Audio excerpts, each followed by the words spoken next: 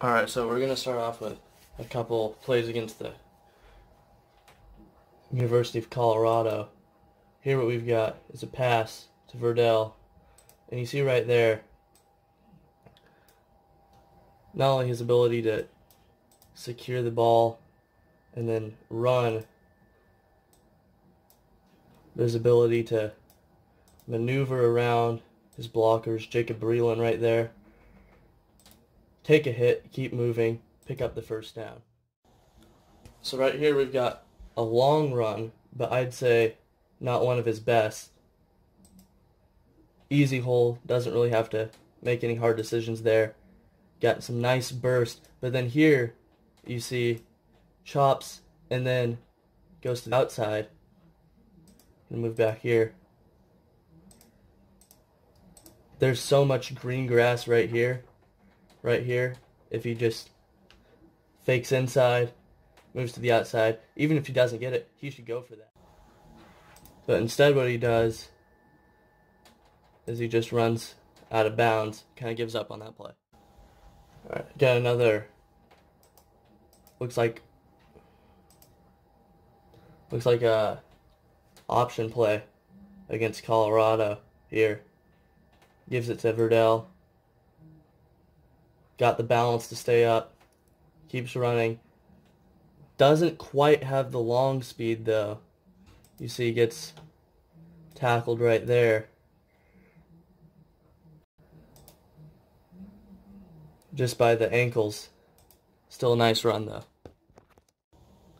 Alright, right here we've got a run by Verdell against Auburn, first game of the year. What they're going to do. So they're going to run inside with him. He gets tackled. Verdell at 5'9", 210.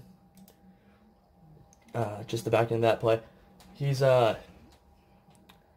to take down, but if you've got your arms around him, especially with multiple people, especially to Auburn and SEC defense, he's not going to Leonard Fournette his way into the end zone. He's a good back, but that's just not the kind of back he is. Alright, so right here we're going to see a very short play, a very key one at that. We're going to see right here, Verdell makes the block. That block then leads to a very good run by Herbert. Not quite a touchdown. It's not called a touchdown, but if Verdell doesn't make that block, that play doesn't happen. Here's the play after that. Once again, Herbert didn't get the touchdown, but they give it to Verdell, and Verdell's a very good goal line back. Not necessarily because of any power, but he's got the burst and the line in front of him that he doesn't really need it. There's another nice run by Verdell against Auburn. You see here, they give him the ball, follows his blockers nicely. Great burst. See, the problem there, though, is as soon as he gets into the second level, he's not quite elusive enough to break it inside. Ends up getting tackled. Here's a run by Verdell. It's 2nd and 10 against Auburn in the second quarter. They give the ball to him, and it's just his burst and a little bit of power at the end there, but it's his trademark burst that gets him this first down. He breaks the tackle, little arm tackle there, and then picks up a nice 13 yards. Verdell's power really came on later during the season, but as you can see against Auburn, he runs here, got some nice bursts, but then as soon as he gets hit by anybody, really, just one-on-one, lined up, he's not breaking through it, at least earlier in the season. We'll see that change against Utah and Wisconsin. Here's the very first play in the Oregon-Wisconsin game, and already we can see so much development by Verdell throughout the season. Takes the carry here. Takes it inside. All these blockers lined up very nicely. Still got this guy to deal with. Cuts inside. Now he doesn't.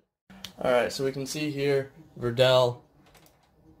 Unfortunately, his blocking did not significantly improve throughout the season. Once again, I'll show you. There. Guy just runs around him. Ends up sacking his quarterback, Justin Herbert. Here we can see a play kind of just blown dead in the water here. They get through automatically, but Verdell has the power here. The power to fight through, push some guys around towards the end of the season, gets back to at least the line of scrimmage. Alright, here's a inside run. They hand it to Verdell, carries it, makes a guy miss a little bit there. He does, in fact, make him miss. Power through a little bit.